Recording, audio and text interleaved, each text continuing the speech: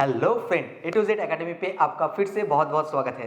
Guys, आज आपको मैं ऐसा कुछ टिप्स दूंगा एसईओ रिगार्डिंग जो आपके लिए गेम चेंजर होगा। जी हाँ फ्रेंड, आज मैं आपको बताऊंगा 10 ऐसी चेकलिस्ट एडवांस्ड एसईओ का जो अगर आप अपने एसईओ पे इंप्लीमेंट करोगे तो सक्सेस आप पाओगे ही पाओगे। ठीक है, एसईओ में बहुत सारा ऐसा उतार चढ़ाव होता है, सक्सेस नहीं मिलता है, लेकिन आज का ये जो 10 एडवांस्ड एसईओ टिप्स है, अगर आप ये इंप्लीमेंट अपना एसईओ प्रोसेस पे करोगे तो ज़रूर आपके लिए एक फ़ायदेमंद एंड किफ़ायती होगा। फ्रेंड, मैंने एसईओ रिगार्डिंग बहुत सारा वीडियो बनाया है, उसका प्लेलिस्ट मैं आई बटन पे एंड डिस्क्रिप्शन बॉक्स पे दे दूंगा। अगर आप एसईओ पे नए हो तो वो वीडियो पहले देख लो, एंड अगर आप ऑलरेडी एसईओ फील्ड पे काम कर रहे हो तो ये वीडियो आप आखिर तक ज़रूर देखो। फ्रेंड, मैं आपको आज 10 ऐसी चेकलिस्ट बताऊंगा जो मैंने बहुत सारा रिसर्च करके मैंने ये कंक्लूजन पे आया है। तो ये मेरा बहुत दिन का मेहनत है। ये अगर आप अपने एसईओ प्रोसेस पे काम करोगे, इसको प्रैक्टिस करोगे तो मैं सक्सेस मुझे मिला है, आपको भी सक्सेस मिलेगा। ठीक है फ्रेंड, तो चलिए देखते हैं क्या क्या है। गाइस, इस स्लाइड पे 5 टिप्स है एंड नेक्स्ट स्लाइड पे 5 टिप्स है, तो एक एक करके फटाफट से देख लेते हैं। फ्रेंड, तो पहला क्या है, make sure the site is on HTTPS। तो गाइज यहाँ पे एक आपको मैं एक क्वेश्चन पूछ रहा हूँ, आप कमेंट करके बोलना HTTP एंड HTTPS इसका फुल फॉर्म क्या है। मैं वीडियो के अंदर ही बताऊंगा, लेकिन अगर आपको पता है तो कमेंट करके ज़रूर बताओ। फ्रेंड, बहुत दिन पहले HTTP जो साइट सिक्योर नहीं था तो उसको गूगल रैंक करवा देता था, लेकिन अभी इतना फ्रॉड हुआ है एंड यूज़र भी नॉट सिक्योर साइट देखना नहीं चाहता है, इसलिए ब्राउज़र पे वो ओपन नहीं होता है। तो सर्च इंजन का एक ये क्लियर इंडिकेशन है, क्लियर एक मतलब आप कह सकते हो इंस्ट्रक्शन है कि आपका वेबसाइट HTTPS मतलब उस पर SSL लगा हुआ है, तब जाके आपका वो रैंक वो कर सकता है। हो सकता है कि आपका वेबसाइट डी इंडेक्स हो जाए, ठीक है, इंडेक्स ही ना हो, सिक्योरिटी रीजन देके आपका वेबसाइट डी इंडेक्स हो जा सकता है अगर आपका वेबसाइट पे SSL नहीं है तो अगर आप HTTPS मतलब हाइपर टेक्स्ट ट्रांसफर प्रोटोकॉल, ये आपका अगर सिक्योर नहीं है, ठीक है, hyper text transfer protocol S का मतलब सिक्योर, तो ये अगर आपका नहीं है तो आपका वेबसाइट नुकसान हो सकता है उसमें। तो पहले देखो कि SSL है कि नहीं, HTTPS है कि नहीं, एंड अगर नहीं है तो उसको एक लगा लो अपने वेबसाइट पे। ठीक है गाइस, तो दूसरा क्या है, दूसरा है duplicate versions of website in Google index. Guys, मैंने एक वीडियो में बताया था कि कैनोनिकल इश्यू, तो डुप्लीकेट साइट्स ये कैनोनिकल इश्यू पे आता है। मतलब सोचिए कि आप अगर HTTP आपका पहला था एंड आप क्या किए हो, HTTPS किए हो, तो ये वर्जन भी पब्लिश आपने कर दिया था, ये वर्जन भी अभी पब्लिश है, तो ये तो 2 वर्जन बन गया। अगर आप सोच रहे हो कि WWW वर्जन बनाओगे तो WWW एंड नॉन WWW ये भी एक वर्जन है, तो ये 4-5 मतलब 2-4 वर्जन हो जाता है एक वेबसाइट अगर आप पब्लिश करते हो तो आपको क्या करना है, आपको देखना है कि गूगल इंडेक्स पे आपका कोई डुप्लीकेट वर्जन तो नहीं है। अगर डुप्लीकेट है वर्जन तो क्या होगा, वो कौन सा रैंक होगा वो सर्च इंजन के पास एक कंफ्यूजिंग रहेगा। तो पहले अपने क्लाइंट को पूछ लो, ये अगर आप क्लाइंट के लिए काम कर रहे हो, कि आपका फाइनल वर्जन कौन सा है। जैसे हो सकता है कि आप WWW देके उनका वर्जन हो सकता है। जैसे एग्जाम्पल के तौर पे आप ले लो, आप फेसबुक को जब भी कुछ टाइप करोगे तो फेसबुक WWW देके ही खुलेगा, एंड अगर आप ट्विटर को WWW देके खोलोगे तो वो HTTPS twitter.com मतलब विदाउट WWW ही खुलेगा। तो इसका एक ही वर्जन है, जो भी वर्जन से कोई भी यूज़र टाइप करेगा तो एक ही जगह रिडायरेक्ट हो जाएगा। जैसे A to Z एकेडमी का भी यही है, A to Z academy.net एक ही वर्जन है जो नॉन WWW है, लेकिन उस पर SSL लगा हुआ है, HTTPS A to Z academy.net। तो आपको ये जो चीज़ है, आपको ये देखना है कि आपका डुप्लीकेट वर्जन तो कोई नहीं बन गया है। अगर बन गया है तो उसको एक जगह रिडायरेक्ट करो, एंड गूगल को सर्च इंजन को आपको उसको इंडिकेट करना है कि मेरा ये फाइनल वर्जन है, एंड आपका ये वर्जन ही रैंक वो करेगा। ठीक है, तो ये चीज़ आपको करना है, ये बहुत ही इंपॉर्टेंट चीज़ है। तो थर्ड क्या है, थर्ड है find crawl errors in GSC मतलब गूगल सर्च कंसोल। गाइस, आप जानते हो कि एसईओ मतलब सर्च इंजन कैसे काम करता है, तीन तरीके से, एक है क्रॉलिंग, इंडेक्सिंग एंड रैंकिंग। तो रैंकिंग वाला जो फैक्टर है उस पर हम लोग ज़्यादा कुछ नहीं वहाँ पे हम लोग मतलब एफर्ट डाल सकते हैं, क्योंकि रैंकिंग हो सकता है अगर आपका कंटेंट अच्छा हो, आपका अगर जो रेफरल है, लिंक बिल्डिंग या बैक लिंक्स वो अगर अच्छा है तो आपका रैंक हो जाएगा। तो ये प्रोसेस तो वहाँ पे चला गया, लेकिन जीएससी पे क्रॉलिंग एंड इंडेक्सिंग ये वाला जो काम है इस पे आप थोड़ा बहुत यहाँ पे मतलब यहाँ पे प्रैक्टिस कर सकते हो। तो अगर आप देख रहे हो कि जीएससी में गूगल सर्च कंसोल पे कोई एरर आ रहा है, कोई यूआरएल, आपका कोई पेज का यूआरएल अगर वो क्रॉलिंग करने में उसको दिक्कत हो रहा है, कोई एरर उस पर दिया गया है, तो उसको आप ढूंढो एंड उसको फिक्स करो, ठीक है। क्योंकि क्रॉलिंग अगर नहीं होगा तो इंडेक्सिंग नहीं होगा, एंड इंडेक्सिंग नहीं होगा तो रैंकिंग का तो चांस ही नहीं है, ठीक है। तो ये चीज़ आपको करना है, ये एक एडवांस लेवल का एसईओ है, ठीक है फ्रेंड। तो चलिए चौथा क्या है हम लोग देख लेते हैं गाइस। फोर्थ है explore the cause of exclude URLs. Guys आपको ये भी देखना है कि आपका ऐसा कुछ इंपॉर्टेंट पेजेस तो नहीं है जो एक्सक्लूड हो गया है सर्च कंसोल से, मतलब सर्च इंजन से। बहुत बार ऐसा होता है कि हम लोग बहुत सारे पेजेस क्रिएट कर लेते हैं, बहुत सारे मतलब जो इंपॉर्टेंट नहीं है वो पेजेस गूगल ऑटोमेटिकली वो एक्सक्लूड कर देता है।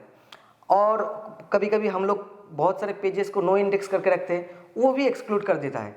लेकिन ये काम करते समय अगर गूगल से ही कोई गलती होके आपका कोई इंपॉर्टेंट पेज एक्सक्लूड हो गया तो वो रैंकिंग नहीं होगा।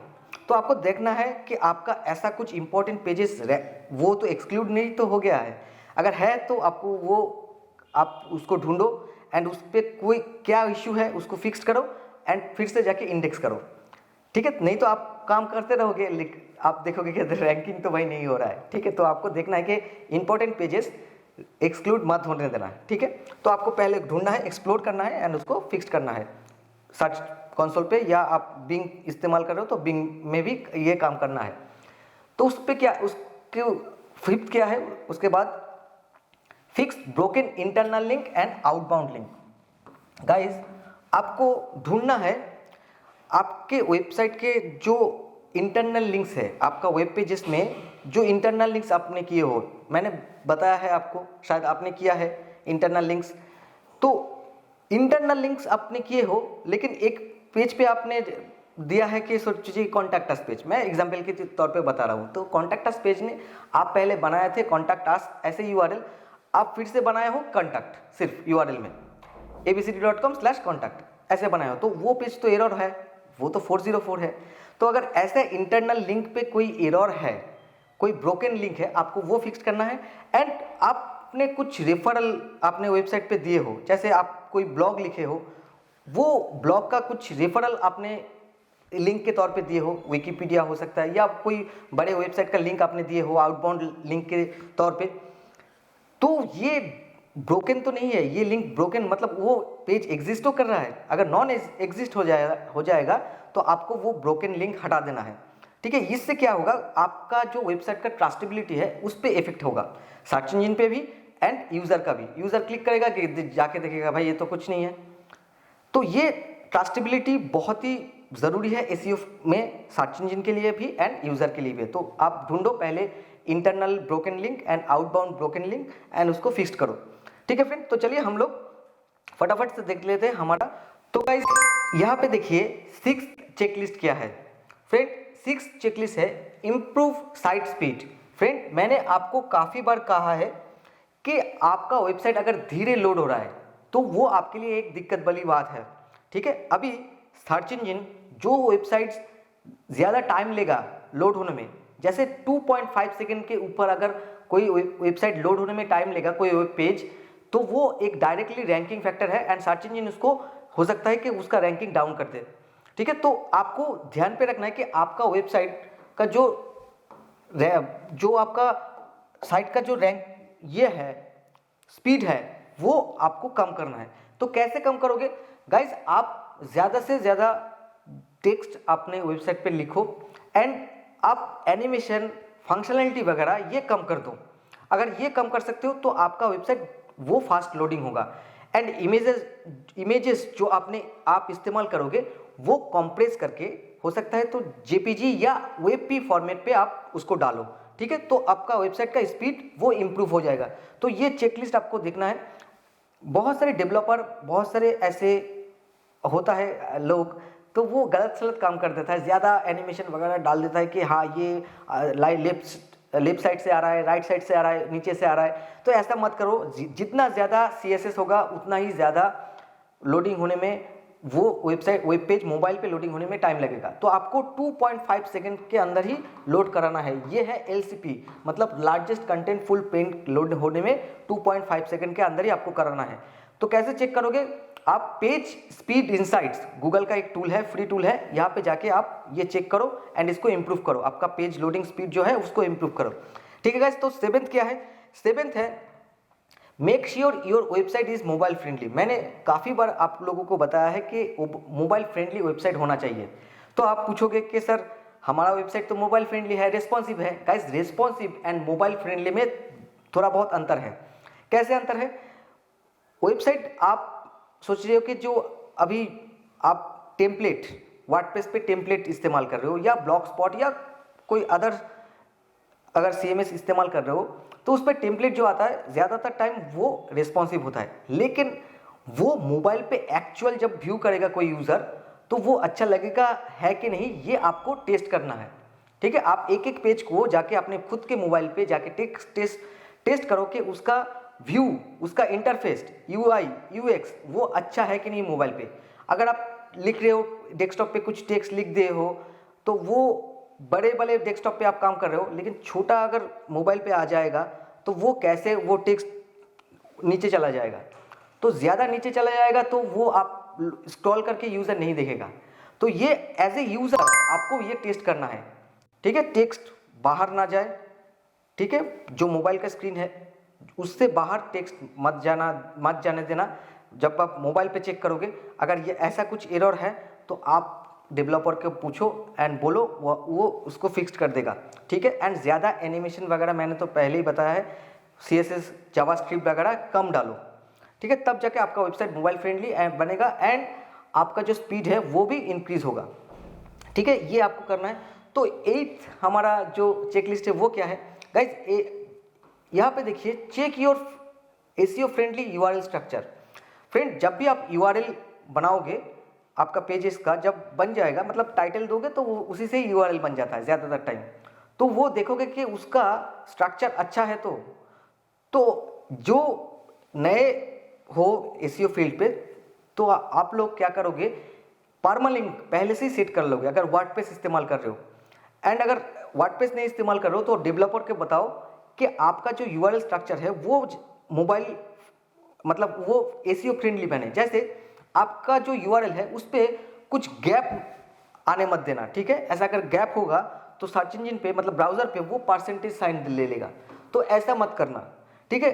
हो सके तो हाइफन यानी डैश, या तो आप अंडरस्कोर दे सकते हो, ठीक है, योर अंडरस्कोर चेकलिस्ट, ऐसे हो सकता है।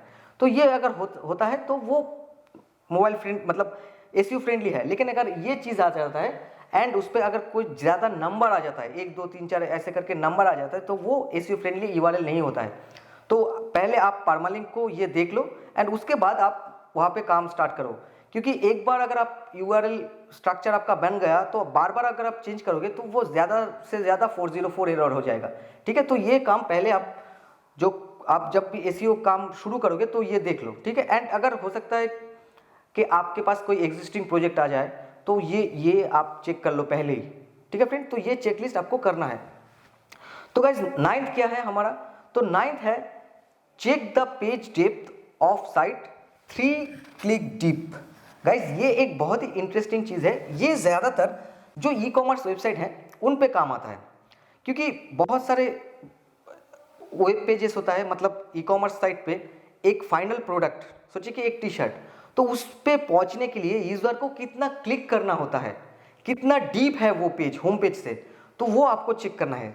तो ज़्यादा से ज़्यादा आप 3 क्लिक के ऊपर नहीं रखोगे। अगर हो सकेगा तो 2 क्लिक या 3 क्लिक पे ही आपका वो फाइनल पेज पे पहुंच जाए, जो प्रोडक्ट है जिस पे यूज़र एक्शन लेगा, ठीक है।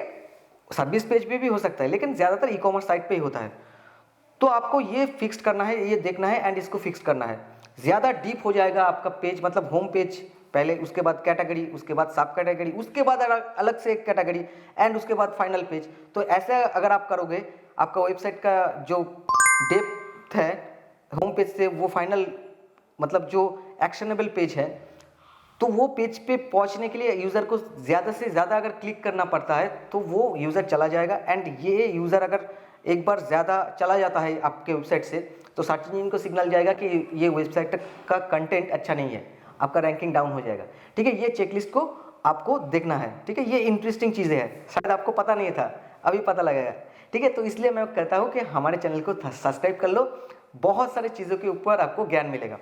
गाइस, तो हमारा 10th जो है फाइनल जो चेकलिस्ट है वो क्या है, चेक टेम्पोररी 302 रिडायरेक्ट। गाइस, आप लोग जानते हो कि 301 एंड 302 ये दोनों तरह के रिडायरेक्ट होता है। 301 का मतलब है परमानेंट रिडायरेक्ट एंड 302 का मतलब है टेम्पोररी रिडायरेक्ट। तो टेम्पोररी रिडायरेक्ट मतलब आप ऐसे कुछ इनवैलिड पेज से आप एक वैलिड पेज पे यूज़र को एंड सर्च इंजन को रिडायरेक्ट कर रहे हो। ठीक है, मतलब ब्राउज़र पे कोई यूज़र अगर कोई 404 URL टाइप करके या क्लिक करके आएगा तो आप उसको एक वैलिड पेज पे रिडायरेक्ट कर दोगे। ये तो एक कॉमन सा चीज़ है, लेकिन वो रिडायरेक्शन का जो सोर्स कोड है उसको आपको 302 नहीं रखना है, 301 रखना है। क्योंकि अगर आप 302 रखोगे तो सर्च इंजन को सिग्नल जाएगा कि आप वापस से वहाँ पे आ सकते हो, तो आपका वो चीज़ वैल्यूएबल नहीं बनेगा। ठीक है, उस पर जो इंटरनेट पे जो वैल्यू है वो पास भी नहीं होगा। जो इनवैलिड पेज था, हो सकता है कि उसका एक कुछ वैल्यू था, तो वो नए जो वैलिड यूआरएल है वहाँ पे पास नहीं होगा। ठीक है, तो आपको क्या करना है, ज़्यादातर टाइम आप कोशिश करो कि 301 रिडायरेक्ट करो। ये रिक्रूटर क्वेश्चन भी करता है कि हम लोग कौन से तरीके का रिडायरेक्शन करेंगे, 301 या 302। तो हम लोग ज़्यादातर 301 रिडायरेक्शन ही करते हैं, 302 रिडायरेक्शन बहुत कम करते हैं। अगर ज़रूरत नहीं पड़ते तो हम लोग नहीं करते।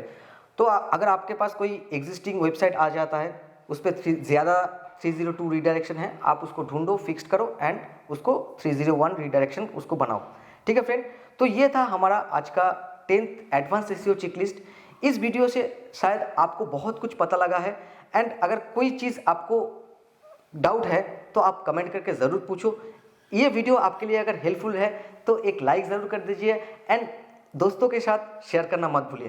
फ्रेंड, ऐसे ही SEO, digital marketing, advance digital marketing video देखने के लिए हमारे चैनल को सब्सक्राइब कर लीजिए। टिल देन खुश रहिए, जय हिंद।